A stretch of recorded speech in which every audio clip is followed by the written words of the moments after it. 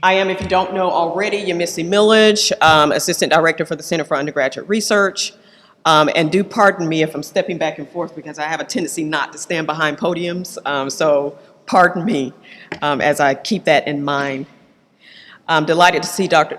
Kadee as well as Ms. Moody here to bring a welcome to each of you participants, student researchers, as well as faculty mentors. So I certainly won't be before you long initially because we do want to hear words from each of them.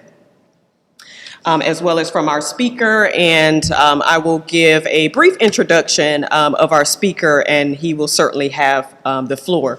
If you're just coming in to grab your lunch, feel free to continue to eat your lunch. It is indeed a luncheon as well as a engagement from our speaker, so feel free to continue to eat your lunch if you're just grabbing that. I'll give the floor over to Ms. Moody, who is Assistant Director for Title III, to bring welcome to each of you. I'm delighted to see your faces here. Some of you are student researchers. Some of you are faculty mentors. Some of you may well be facilitators as well as moderators for our coming colloquium in just a short bit. So I'm thankful for each of you being here to allow us to at least honor you in this way. So Ms. Moody, thank you.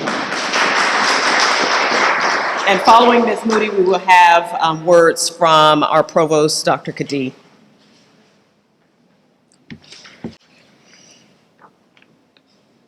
Good afternoon. I'm representing the Office of Title III Programs, and I would like to bring you greetings and welcome to the Spring Undergraduate Symposium. I just want to tell you how we value this initiative. This initiative is right on time for today's age. The contemporary college student is faced with many challenges of trying to be academically successful. And this is one initiative I think is very valuable in allowing you to explore other opportunities and also lead you into graduate school. You're also preparing yourself for our employers' expectations of having not only the academic skills, but those soft skills. And your adventure into this undergraduate research experience, you're learning how to become critical thinkers, how to be independent, and you're adding value to, you will be a person that will add value to an employer.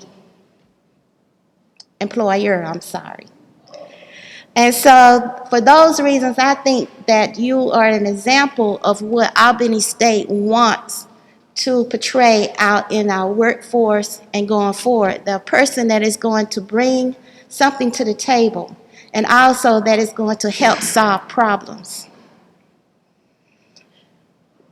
As I said, we have numerous research projects that are produced through this program, and they're attacking a lot of issues, social, cultural issues, economic issues, and that's what a higher education institution should do in their community, to bring the community together to try to resolve those issues. And you've been playing a key role in that.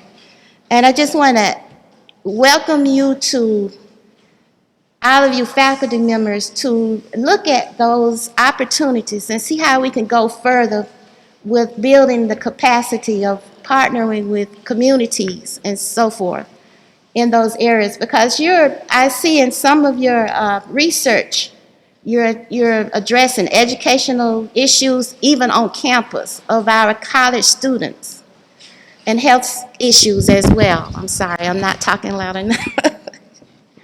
So I just want to welcome you to go and see what's being presented, see how we can improve and how we can move forward with the use of this initiative. Again, I applaud all of you for all of your efforts. and I applaud you for taking the initiative to doing this. We've seen that if Dr. Okonkwo was here, he would tell you about how the impact of this program makes to the institution as a whole. Whereas the GPA of the undergraduate researchers are higher than the general population of this institution. And whereas the completion rate is tremendously higher than this institution. But we want to make it the whole institution's story in the future. So you're the starting point. So I welcome you to the symposium, and I welcome new ideas and prospect of new adventures in the future of undergraduate research.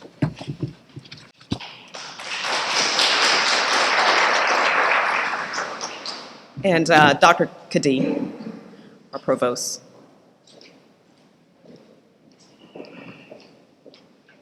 Thank you. Thank you, everyone.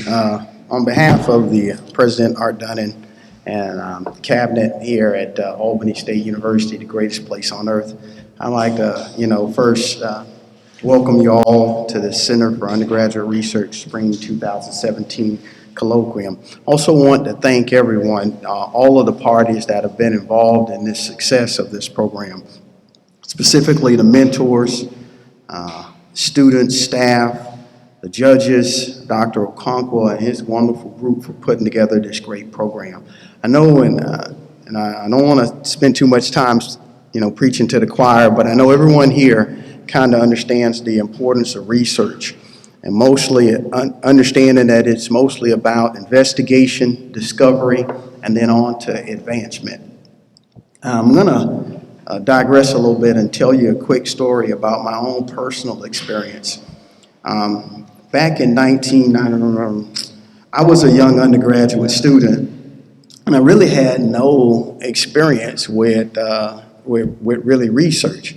I mean, I was doing what I thought was research, and later on in graduate school, I found out that what I was really doing was more of a lit review.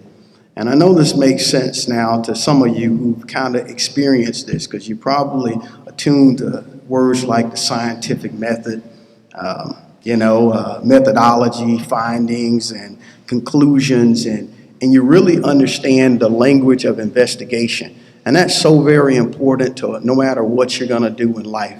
So the stories and the things that you've heard Ms. Moody talk about, those are the skills that she's talking about, that you truly understand how to investigate an issue, and more so do research than someone who's just about writing a research paper and gathering together a bunch of information where others have done research. And I think to start that as an undergraduate puts you far ahead of your provost right now, who did not have that experience. So I just want to say to you and to the faculty who are involved in this, thank you for taking the time out and giving these students a leg up. And I hope your students appreciate it. And then you look back later on and help provide the opportunity for someone else to get that leg up, either by encouraging or helping provide funds and resources. Now, I'm not going to spend all day, because I just don't do that. Consider the Marine in me that just says what he has to say and sit down. But I will say again, enjoy this day. Continue to try to progress and grow as much as possible whenever you can. And welcome, welcome, welcome.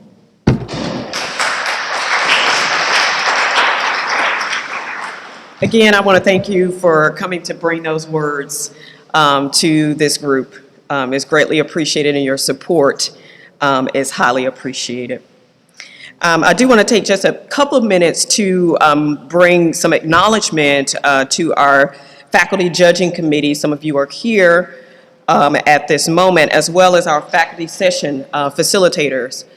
Without your help, it would be very difficult to maintain the organization with so many nerves going on and so much anticipation. So we greatly appreciate your support of the center.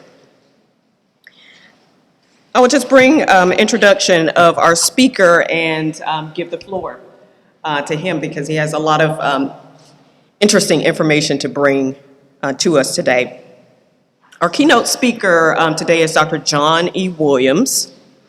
He is a native of Baconton, Georgia, where, as many of you may be aware of Baconton, maybe your hometown as well. He graduated valedictorian at Mitchell Baker High School in Camilla, Georgia, and received a presidential scholarship to Florida A&M University.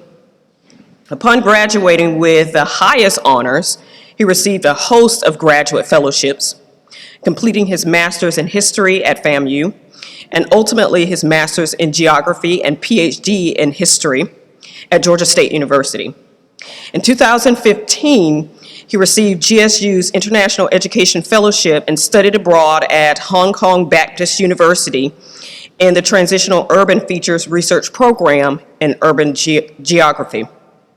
Dr. Williams is currently engaged in scholarly research associated with the forthcoming book project tentatively titled Transcending Barriers, Race, Mobility, and Transportation Planning in Atlanta, which garnered the Dan Sweat Fellowship Award in Urban Planning, Public Policy, and Economic Development.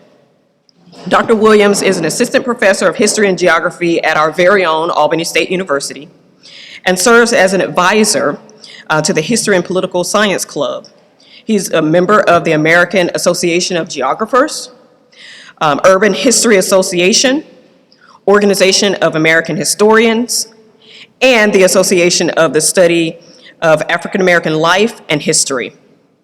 He is also a member of Omega Psi Phi fraternity, serving on the Scholarship, Mentoring, and Technology Committees.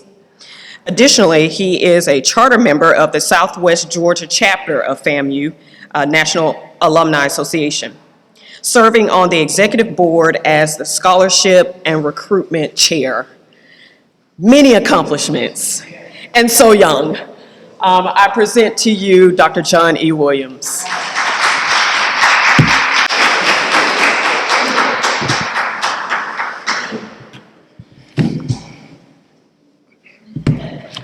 Hold high the leadership torch. You did not light its glow. It was given to you by others' hands, you know. It's yours to keep it burning bright, and yours to pass on when you no more need light. For there are others' feet that we must guide as their forms go marching by our side, so that in return they'll hold it high and say that I watched somebody else carry it that way. So hold high the leadership torch. You did not light its glow, but the joy you spread in passing it on is more than each of you will ever know.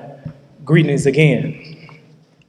I am Dr. John E. Williams, honored to serve as an assistant professor of history and geography in the Department of History, Political Science, and Public Administration here at the place of world-class opportunities for world-class students and world-class scholars to realize their potential on the banks of the mighty raging Flint River, the unsinkable Albany State University. And I am excited about the potential that is to be realized, the potential that is realized, and all the potential that Albany State University has to offer. So a little bit about, or you've heard enough about me, and you've heard about some of the things I've accomplished. And for me, as you can see by the title of today's colloquium, I use history and geography as tools of innovation and empowerment. And in fact, this year, under the banner of History in Action, the History and Political Science Club, along with the department, we've been moving in that direction. So we've been hosting a series of events under this particular banner, History in Action. And so today is a very special day for me. On this day, 2 years ago, I became Dr. John E. Williams, not to be confused with Dr. John L. Williams. But I became Dr. John E. Williams on this day 2 years ago. I defended my dissertation entitled Transcending Barriers, Race, Mobility, and Transportation Planning in Post-War Atlanta from 1944 to 1975. And this research project has become the basis of my ongoing research. And in this picture, you see a happy and excited, newly minted PhD along with my advisor, Dr. Cliff Kuhn, rest in peace, who he died later on that year. So a lot of the research that I do, and in continuing my research, I do it in memory of him, of course, because he helped me to set that foundation and move forward in doing research. So today is 2 years. Today represents 2 years of Dr. John E. Williams. My story began in Baconton, Georgia. Good old Baconton, Georgia. Anybody ever heard of Baconton, Georgia? Or you know where Baconton, Georgia is located? If you travel about 10 miles down Radiant Springs, you will run into the magnificent city of Baconton, Georgia. And yes, I am related to everybody in Baconton, Georgia. So my story began in Baconton, Georgia. And as a child, I had an obsession with social studies, or an obsession with geography in particular. And I think around the age of 6 or 7, I could name all 50 states and all capitals, and it was a big thing. And my grandmother would make me come up to church and ask me the capital of this state and that state, and we would go from church to church with that little performance. And so it became the basis, or it became a continued fascination with history and geography. So I have a collection of Rand McNally atlases that date all the way back, I think, till 1994. Up until 2017. Every year, I make it a purpose to go to Walmart and buy that atlas. And it also lists all the Walmarts in there, so you can see how in 1994, Albany did not have a super Walmart, and by 2002, we had a super, all of that stuff. Those are historical documents that I have in my possession. So this obsession with the map became the basis of my life moving forward. And so, using history and geography as tools of innovations. One thing that we like to do in the Department of History in particular at the beginning, if you've ever taken African diaspora with Dr. Stanley, or if you've taken one of my classes, depending on which class it is, we do an early exercise called Creating Your Own Mount Rushmore. And so this is a great exercise to see how students, or how they could relate historical figures with inspiration for their own lives. And so I have today my own Mount Rushmore in this presentation that I want to use it as an example of how creating your own Mount Rushmore can motivate you, or again, using history to serve as a tool of empowerment. So we all know what Mount Rushmore is, right? Mount Rushmore. So on my Mount Rushmore, I have a host of people, my favorite people, or people of significance in my life. And of course, the innovation or the ultimate inspiration comes from my parents, my grandparents, those who have been instrumental in my development. But placing it in a historical context, I look outside of that and use these figures as my Mount Rushmore. And I like to, as you can tell, I like to use quotes with everything. So front and center on my Mount Rushmore, you see Booker T. Washington. And if you ever go to any of my classes, or have gone to any of my classes, or will go to any of my classes, you will know that I am the #1 fan of Booker T. Washington, and I will argue you down about Booker T. Washington and all that he is, was, and will be to historians and everybody moving forward. I am a fan of Booker T. Washington. So he is front and center on my Mount Rushmore. And I like to use Booker T. Washington's quote, "Associate yourself with people of good quality, for it is better to be alone than in bad company."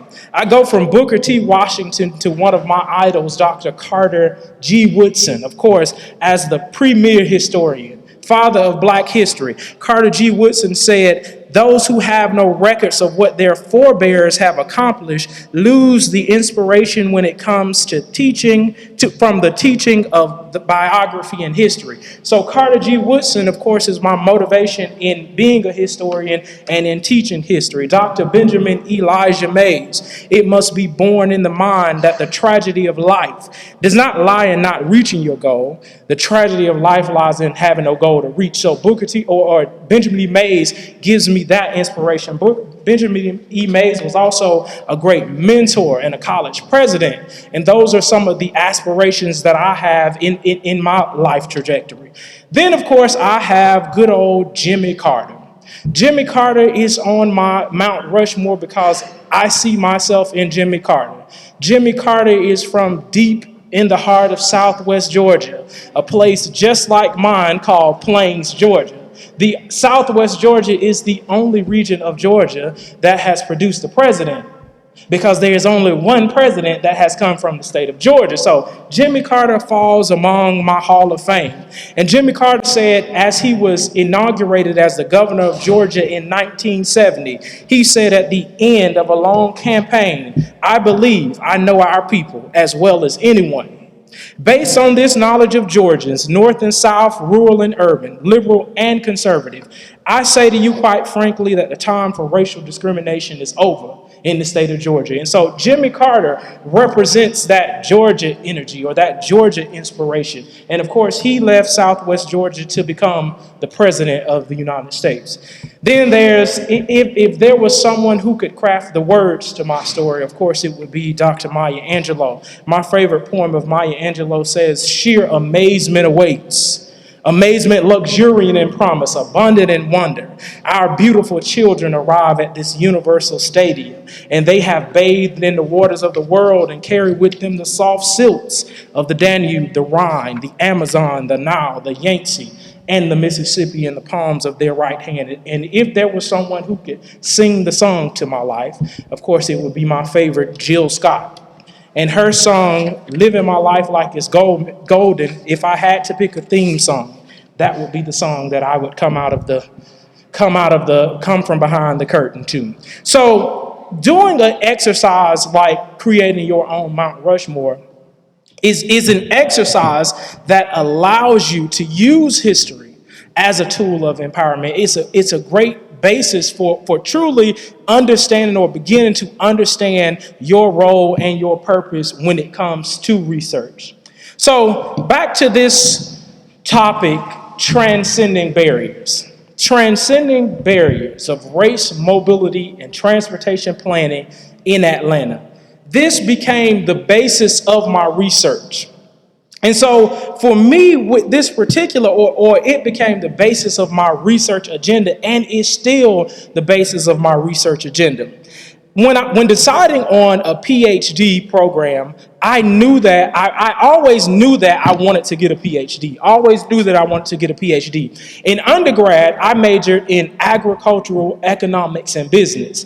And it was the greatest thing ever. My foundation is agriculture. I had the opportunity as a freshman to do an internship with the United States Department of Agriculture, as a sophomore to do an internship with the United States Department of Agriculture, and as a junior, I worked for Tyson, which is the world's largest, or second largest at the time, meat producing entity. And I started out at the international headquarters in Springdale, Arkansas, but was relocated to the Southwest Georgia complex. And so my experience in undergrad prepared me for what was to come.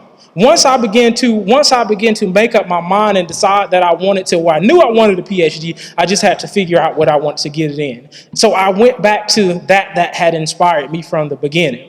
So I decided that I was going to get a PhD in geography. But geography is a subject that oftentimes many schools, or a lot of schools, don't have PhD programs in geography. So in my case, I began to investigate a little bit more, or look deeper into it, and realized that I could do the same thing that I had planned to do in geography, in urban studies, and in history. And I already had a master's degree in history. So I went to a PhD program in history. And once I entered the program, of course, you know that you have to come up with that is to become your dissertation. My research was I came upon, or I decided on this research agenda based on my own desire for travel. When I traveled to New Orleans, one thing that I noticed about New Orleans, the interstate highway is built directly through the historic African American community. When I traveled in Atlanta, one thing I noticed about Atlanta, the interstate highway goes directly through the African American community. In Miami, the same instance. In Cincinnati, the same instance. In Washington, D.C., the same instance. In Detroit, the same instance. So I noticed this pattern of the interstate highways impeding the African American community. So I looked deeper into it and consulted with my advisor, and he basically told me, you know what, no one has really written about this to the extent that you plan on looking at it. So it would be a great topic for you to look into. And so I went with this theme of looking at how the interstate highways or looking at the interstate highways and historic preservation in historic African American communities. And that topic led me into a research direction that to this day, that premise is still the basis of my research and is the basis of a forthcoming book project. So from that particular topic, at the beginning of my PhD program, one thing that you do in the PhD program is you continuously write. You continuously write, and then you talk about or you use that information as the basis of your presentation at various conferences, at various speaking events all across the country. And so I had the opportunity to speak at various places across the country. And I used that same research. I literally used chapters of my dissertation to make them into smaller research projects that essentially helped to fund the PhD for me. So one of the earliest research presentations that I concluded was entitled Blueprinting Segregation for the Future. And notice how race and transportation planning is still the basis of that particular research project. So I went from blueprinting segregation for the future to looking at, or another research project was entitled Moving On Up. And Moving On Up, the same title, Race and Transportation Planning in Post-War Atlanta. So I used that to become the basis of my research agenda. And so those are two projects that came from my dissertation project. Next, a wonderful thing that happened to me at Georgia State, and some people may think that I am crazy for it. I completed my dissertation in the spring of 2014. I got to the end of my dissertation project and realized that I had already completed enough courses that I would only have to take 4 more classes to have a master's in geography. So I stayed an additional year and went back into the master's in geography program and graduated in 2015 with the master's in geography and the PhD in history. Now, I don't know how and why I did it. It was probably because I had received funding that would carry me as long as I needed it to complete these different research projects. And so once I ventured into geography, I was able to use my same research, just researching it from the aspect of geography. So converting back or going back to geography, I had to go back to the basic research in geography classes where we learn the difference in research and history, and you learn the difference in research in history and geography. So once in geography, I still use the same research agenda, transcending barriers. And this particular presentation, it's a beautiful day in the neighborhood. By this time, I was looking at specific neighborhoods impacted by the interstate highways. And so this particular research project highlighted Buttermilk Bottom, which is a neighborhood no longer in existence in Atlanta. In fact, the Atlanta Civic Center was built on top of this neighborhood. So I had a chance to investigate and conduct all types of oral history interviews with people who had lived in Buttermilk Bottoms before 1970. So that my research agenda continued to produce topics that still fell under that same umbrella. And then perhaps the greatest thing that happened to me on this research road, or before that, another thing, or still using that same topic in geography, I was able to turn it almost into a scientific research, or turn it into scientific research. And going into the geography program, I then picked up GIS skills. So I could apply GIS to the same historical research and produce topics like race participation in transportation planning, look at using historical spatial analysis to make decisions about or to add into my research about transcending barriers. And from that project, my favorite project, which this project was my favorite project because we were able to take the research from this project and work with a community group in developing an app, a GIS app, where they could walk down the streets and put into this app the different issues affecting their community. And then when we all came back together, we were able to pull up an entire map of the areas of their communities, and they were able to pinpoint exactly where they had stormwater issues or where they had issues of flooding from the Proctor Creek and issues like that. And they were able to use this information to present it to the mayor and the city commission in hopes of getting funding for a particular project that they were looking on. And all of this was done, or I was able to incorporate all of this into my own research, which of course led to the development of using historic preservation or using GIS applications as a tool of historic preservation. So research for me, that particular research agenda, I mean, once I got into it, the opportunities continued to come.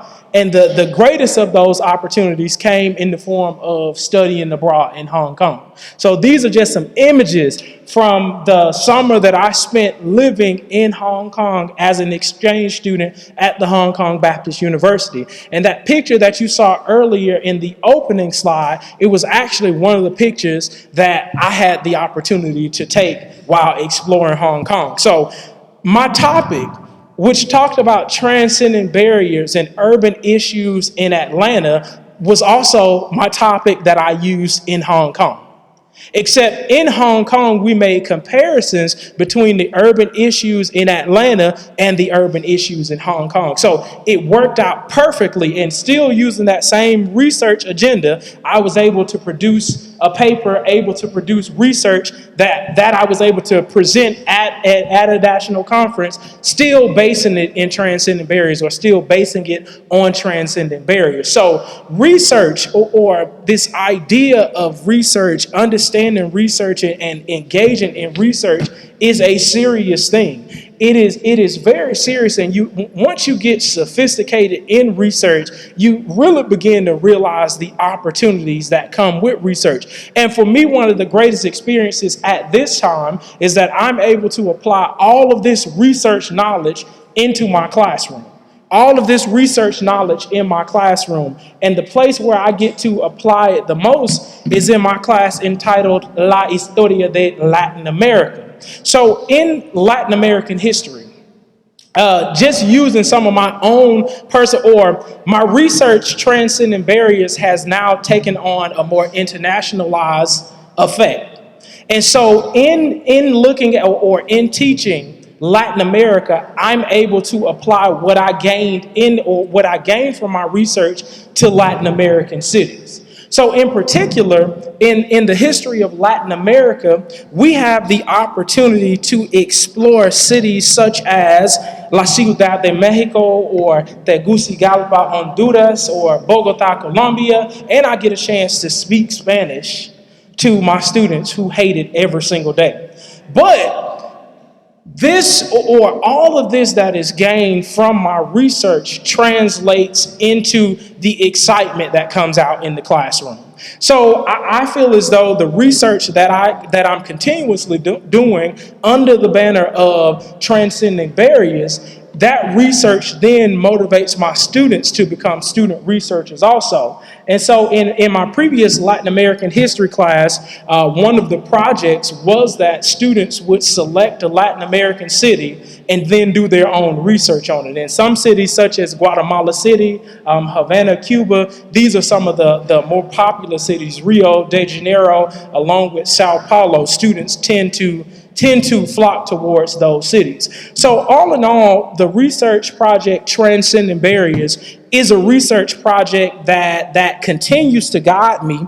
And at this point, I am in discussion with book publishers at this very moment for the purpose of turning Transcending Barriers into a book. So I'll probably spend the next year or so formatting that into a book, and ultimately probably publishing it early on in spring 2018 or sometime in 2018. And then, of course, I like to end my presentations with this picture, which is a picture of my friends who all converged on the city of Atlanta at graduation. And this picture represents, or this picture is part of my inspiration and motivation.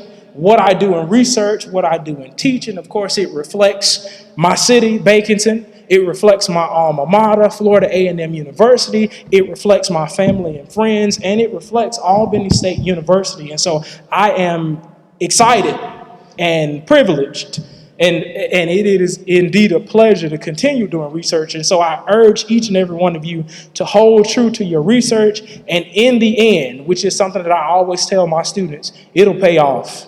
You probably can't see it now, but in the end, it will pay off. So thank you very much.